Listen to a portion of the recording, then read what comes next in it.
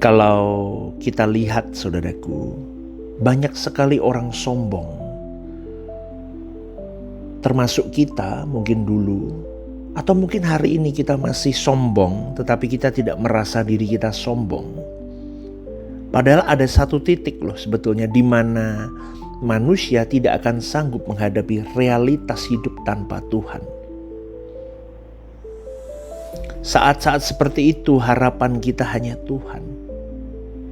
Saya teringat saya pernah melihat di sosial media, saudaraku.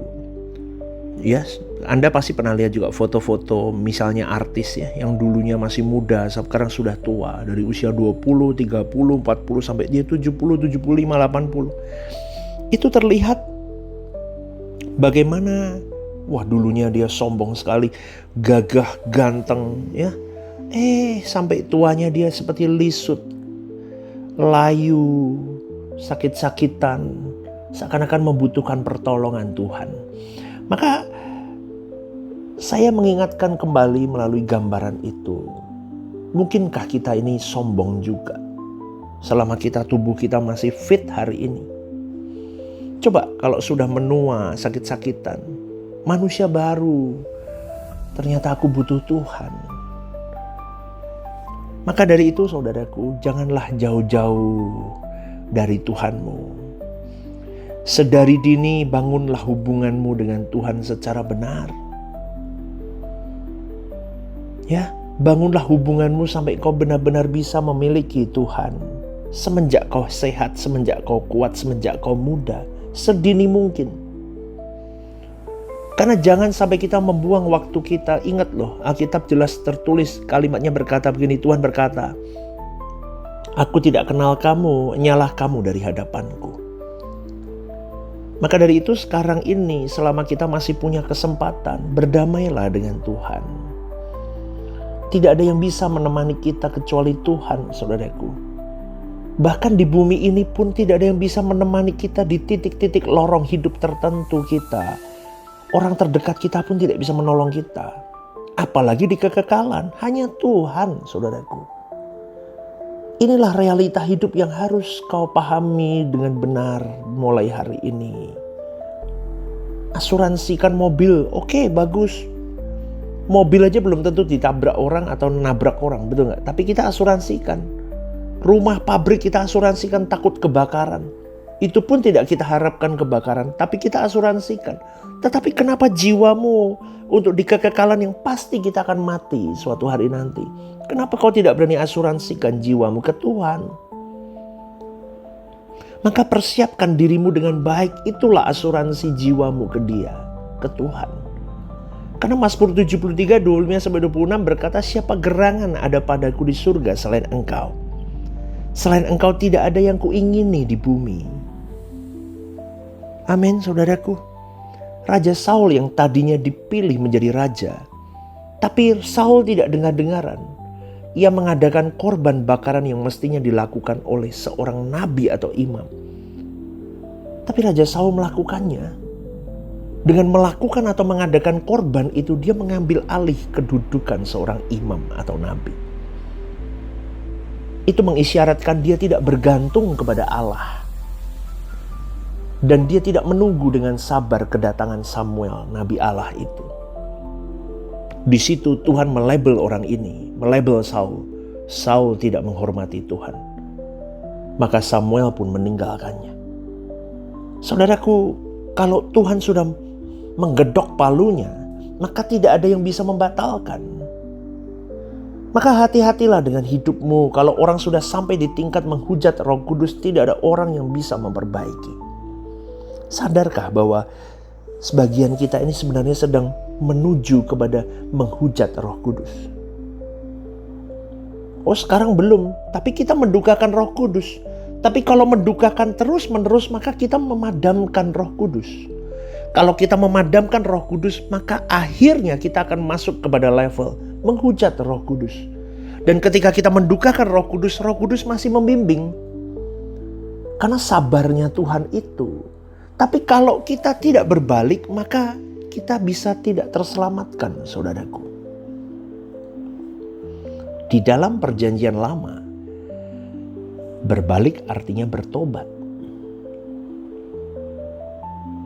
Dalam hal ini mereka bisa seketika berbalik karena berbaliknya itu hanya menyangkut hukum dan objek dari penyembahan. Termasuk melakukan sabat dan banyak lagi hal-hal adat yang dilakukan.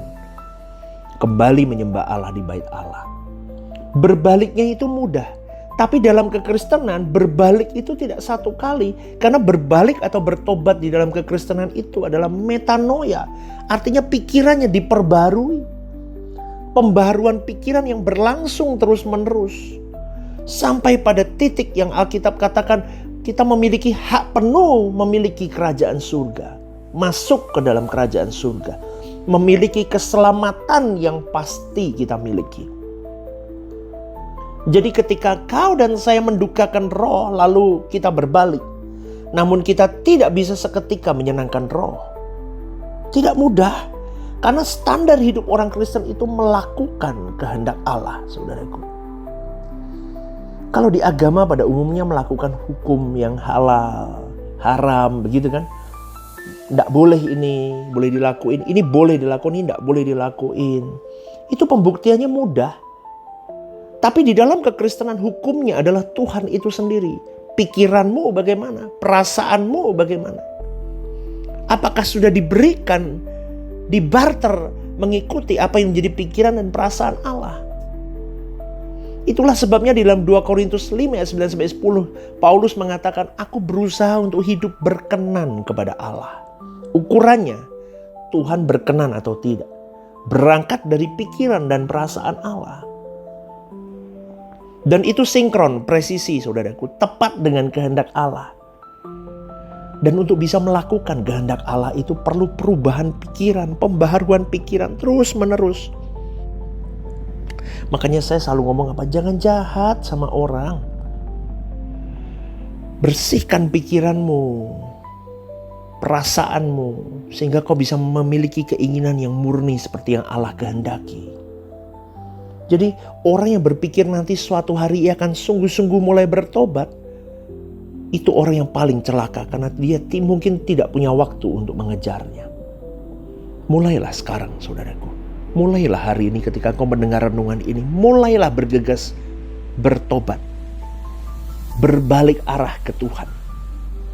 Jadi kalau sekarang kita masih mendukakan Tuhan karena tidak presisi melakukan apa yang menjadi kehendak Allah, maka tidak seketika kita bisa menyenangkan Dia. Butuh proses, butuh waktu, dan itu berat.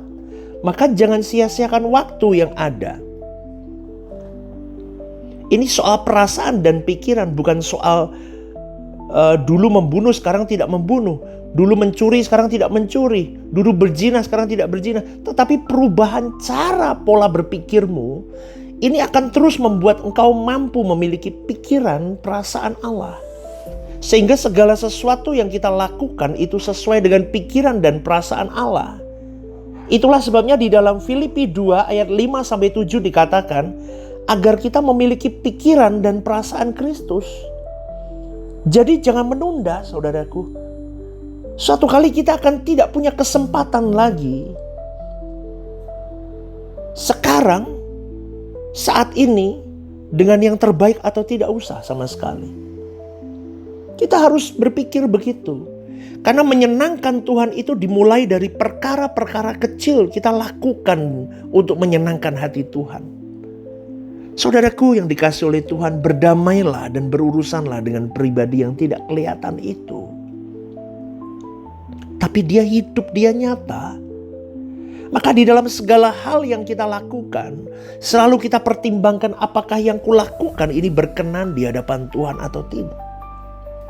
Kalau kita memperkarakan dengan sungguh-sungguh, tidak mungkin Roh Kudus tidak memberitahu. Jangan sampai ketika kita di ujung maut, di sakaratul maut, nanti kita tidak disertai Allah. Karena memang kita tidak menyertai Allah sepanjang kita hidup. Jangan berpikir Tuhan itu selalu baik dan murah hati. Betul, Allah itu baik, Allah itu murah hati. Tapi kalau kita menyia-nyiakan anugerahnya terus menerus, Tuhan bisa berkata, aku tidak kenal kamu. Seperti firman Tuhan yang berkata, kalau hari ini engkau mendengar suaranya, Jangan keraskan hatimu. Saudaraku, renungkan renungan ini. Dan salah satu lagi ciri orang yang mau mengalami pertobatan, perubahan mindset, dia harus merendahkan hatinya, mau dididik, punya teachable spirit, supaya Roh Kudus bisa menggarap hari hidupmu. Amin, saudaraku. Dan satu lagi, saudaraku, jangan lupa ke gereja. Oh, memang kenapa sih pastor harus ke gereja? Ciri orang yang mau sungguh-sungguh sama Tuhan, salah satunya adalah melangkahkan kaki, mencari apa yang menjadi isi hati Tuhan di gereja lokalnya. Dan yang kedua, ambil bagian pelayanan di gereja lokalmu. Jangan punya roh pemberontak, saudaraku.